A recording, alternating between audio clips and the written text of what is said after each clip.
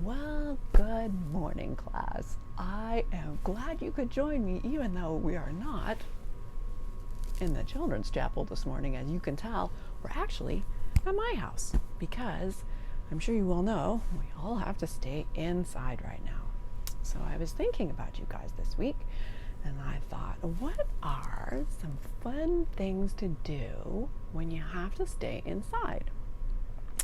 And I thought, one of the things that I used to like to do when I was the same age as you, and it actually turns out I still like to do this even as a grown up, I like to stay in my pajamas and build a blanket fort.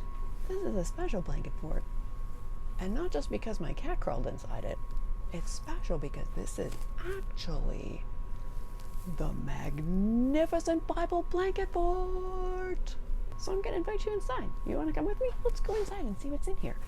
I'm just going to take you with me. Hang on. Whoop. Okay. So here we are going to go inside the blanket fort. I don't know if you can see my cat. Oh, it is dark in here. Really dark. Where did I put that light switch? There it is. Wow. What are we looking at here? Oh my goodness, it's a story about a man who had two sons, an older son and a younger son.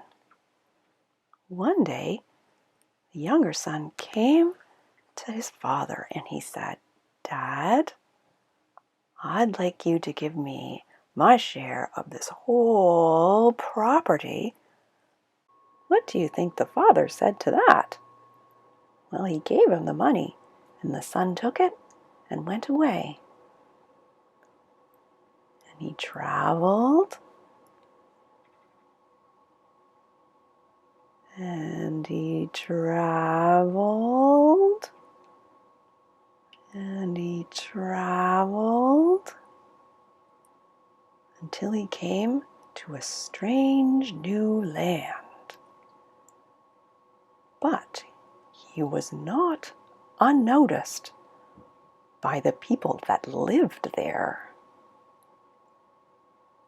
Soon, the younger son began to spend some money, bought some nice things, spent some more money, bought some more nice things, spent even more money, bought a whole pile of nice things, took his friends out to exciting entertainment and sporting events, spent a lot of money on a brand new vehicle.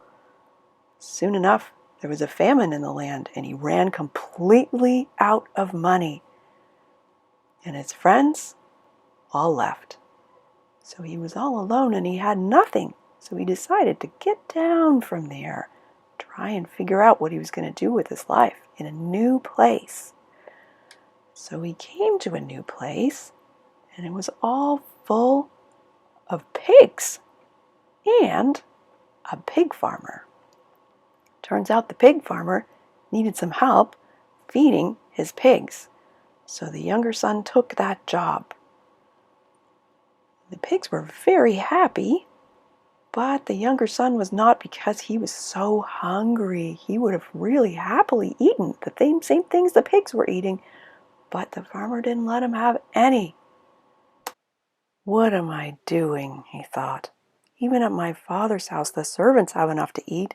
Maybe I can go back there, apologize to my father, and beg him to take me back as a servant instead of as his son." So he decided to travel back to his father's place. He traveled, and eventually came back home.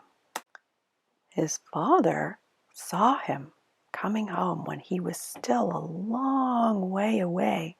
He was filled with compassion for him, and he ran towards his son, and he hugged him and he kissed him. He was so happy that he came home. The son said, Dad, I've sinned against heaven and against you. I'm not worthy to be called your son. Let me work as one of your servants." But the father didn't pay any attention. He brought his own servant and he said, "Quick, get the most beautiful robe and put it on him. Find him a ring and sandals. We're going to have the biggest party ever because my son was lost and now he's found. He was dead, but now he's alive. Let's have the biggest party ever." Meanwhile, the older son who stayed home was in the field hearing all this commotion, so he asked a servant what was happening, and they explained, "Your brother came back and your father's throwing the biggest possible party for him because he's so happy." Well, the older brother was mad. He refused to come to the party. So the father went to go find him. And the older brother said, "Father, I've worked for you so hard for all these years, and I've never even had a goat for a party with my friends, and my lousy brother, who wasted all your money, comes back and you throw him a big party?" The father said, "Son, listen, everything I have is yours. But we had to celebrate your brother's return because he was dead, but now he's alive again. Your brother was lost, but now he's found." Wow, did you see that? What did you think about that story? That story that we just saw in there was a story that Jesus told about God. It's one of the most famous stories that Jesus ever told. Everybody knows this story. Jesus called this kind of a story a parable. And if the word parable means it's like an example story that you can kind of learn about the kingdom of God from listening to. So it's not really about a real guy and a real two sons.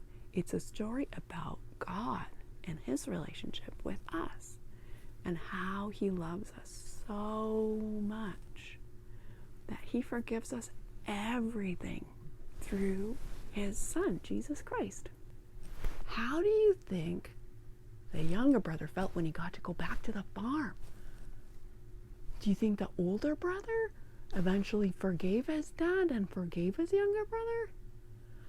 I wonder where you are in this story.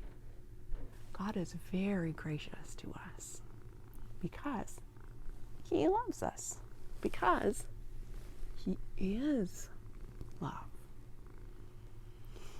So this week, it would be great if you could practice some love and think about who you can love. Think about who you can forgive. In my letter to your parents this week, I put some activities and things in there that you guys can try and do this week if you want to. I would love to see you all next week. I hope you can join me. In the meantime, stay well, be blessed. Bye.